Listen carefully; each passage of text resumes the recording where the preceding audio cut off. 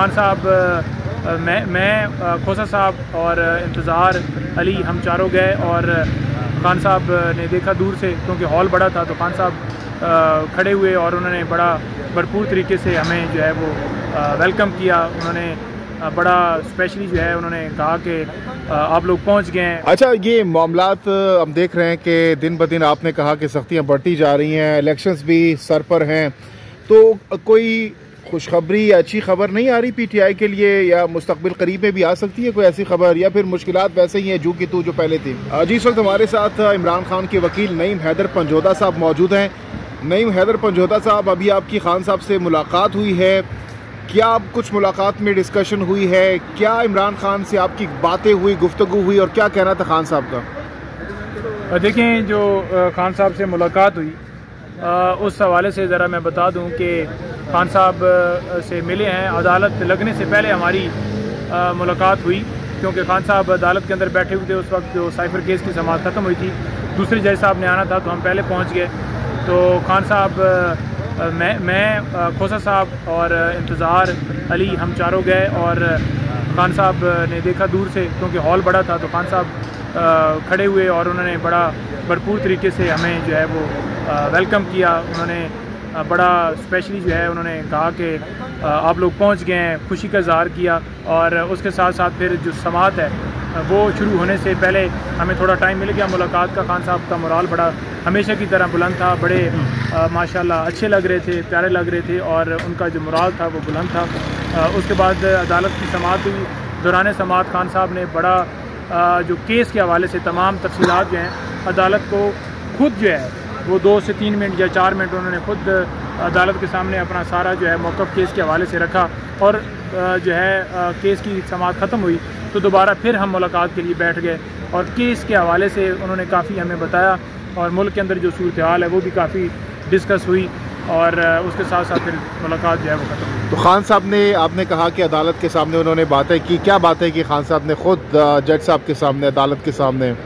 देखें, खान साहब ने अदालत के सामने ये बताया कि बेसिकली ये जो अलकादर ट्रस्ट है ये तो 1 साल पहले जो है शुरू हो चुका था, और 1 साल के बाद ये जो है दिसंबर में जो है कैबिनेट के सामने मामला आया, और कैबिनेट ने इसे तमाम कैबिनेट ने मंजूर किया, और फिर सुप्रीम कोर्ट के अकाउंट में ये 190 मिलियन जो है पाउंड जो है वो पैसे आए।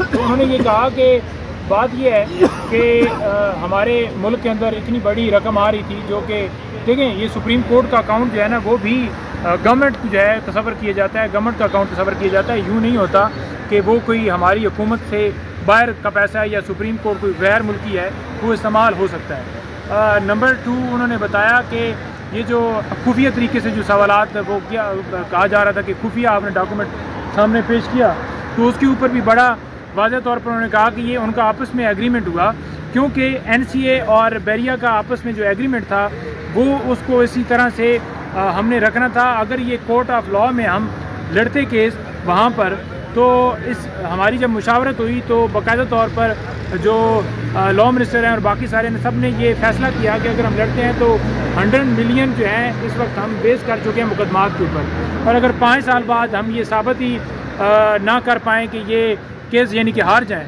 तो फिर ये पैसा उधर को हो जाएगा, और अगर 5 साल बाद आता है तो फिर वो गवर्नमेंट के डायरेक्टली अकाउंट में आता है। और अगर इस तरह से इस एग्रीमेंट को हम जो है वो तौसीक कर दें तो देन जो है वो पैसे जो हैं डायरेक्ट सुप्रीम कोर्ट के अकाउंट में। तो उन्होंने कहा कि मेरे अकाउंट में तो 1 पैसा भी नहीं आया, और दूसरा उन्होंने कहा कि अलकादर ट्रस्ट केस के अंदर मैं और बीबी जो हैं वो ट्रस्टी थे, हमारा तो कोई बेनिफिट नहीं है। और एक उस एग्रीमेंट के अंदर देखें तो 1 रुपए की भी नहीं लिखी कि कोई तनख्वाह या कोई हमने उसके अंदर लेना है। अगर कल ये ट्रस्ट ख़त्म होता है तो वो ट्रस्ट जो है 3 महीनों के अंदर अंदर किसी और इसी तरह के ट्रस्ट को वो जो सारी प्रॉपर्टी और वो सारा जो है वो शिफ्ट हो जाएगा, यानी कि उसकी ना लीज़ वो आगे कर सकते हैं ना वो ट्रस्ट को बेच सकते हैं। खान साहब वो तो एज ए ट्रस्टी हैं, और उन्होंने कहा कि क्योंकि हम जो है वो दीनी बातें तो करते हैं, लेकिन अमली इक़दाम के लिए कि हमारे जो बच्चों को दीनी तालीमात जो हैं वो मिलें, वो विज़न उसको लेकर हमने ये डिसाइड किया था कि हम अलकादर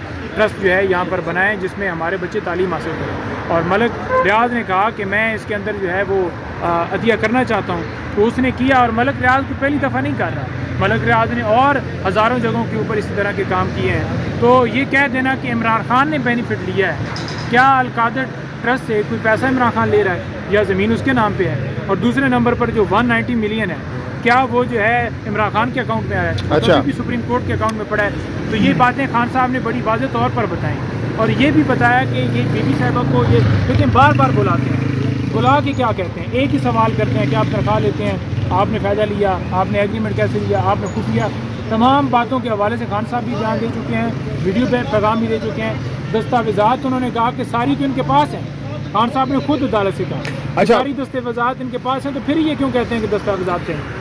नईम हैदर पंजोता साहब, जो back to back Pakistan Tehreek Insaf ने 4 सदा में वर्कर्स कन्वेंशंस किए हैं, उस हवाले से खान साहब का क्या रिएक्शन था जब आप लोगों ने उनको बताया कि बड़े कामयाब हुए हैं बकौल आपके जो वर्कर्स कन्वेंशन हुए हैं, जो 4 सदा में हुए हैं, शेर अफजल साहब लीड कर रहे थे उनको? वर्कर कन्वेंशन के हवाले से तो हमारी वो नहीं हुई, उन्होंने इतना ज़्यादा लंबा हमें बात करने की इजाज़त नहीं दी, लेकिन खान साहब क्योंकि डेफिनेटली इस चीज़ के ऊपर वो खुश हुए होंगे, मरवा साहब की मुलाकात होगी और उनको वो बताएंगे।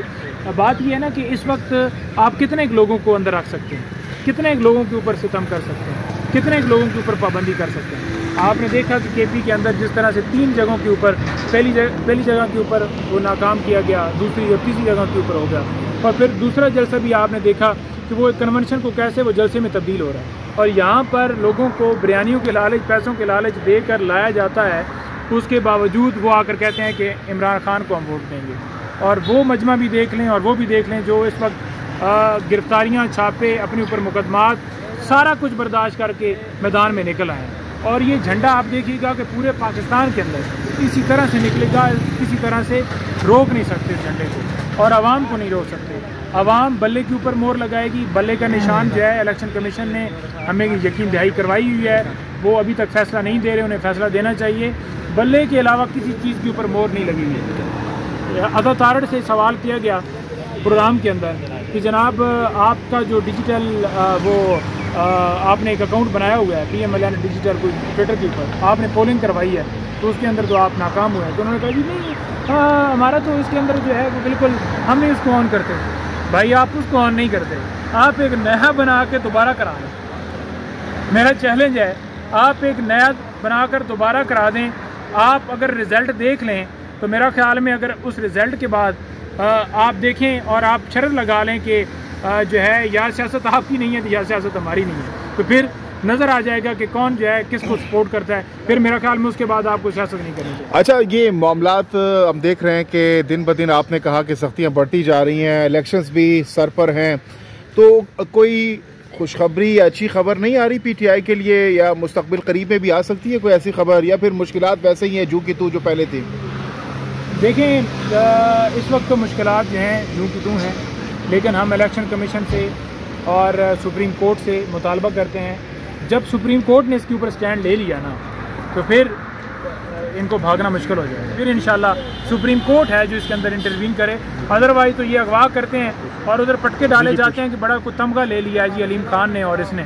फिर का हिस्सा बने ना वो नैब, भाई नैब के अंदर हेड थे, वो नैब के अंदर तफ्तीश का हिस्सा नवाज शरीफ उनको भी बनाया ना, जिन्होंने जो अपार्टमेंट्स हैं जिनके हवाले से जो उनके ऊपर मलक रियाज जो है बैरिया टाउन के जो मालकान हैं उनके बेटे के ऊपर, मलक रियाज और उनके बेटे के ऊपर ये मामला उठाया है कि इन्होंने जो है वो फ्लैट्स महंगे दामों जो है या जो प्रॉपर्टी थी वहाँ पर वो महंगे दामों खरीदी। क्या उनको हिस्सा बनाया गया?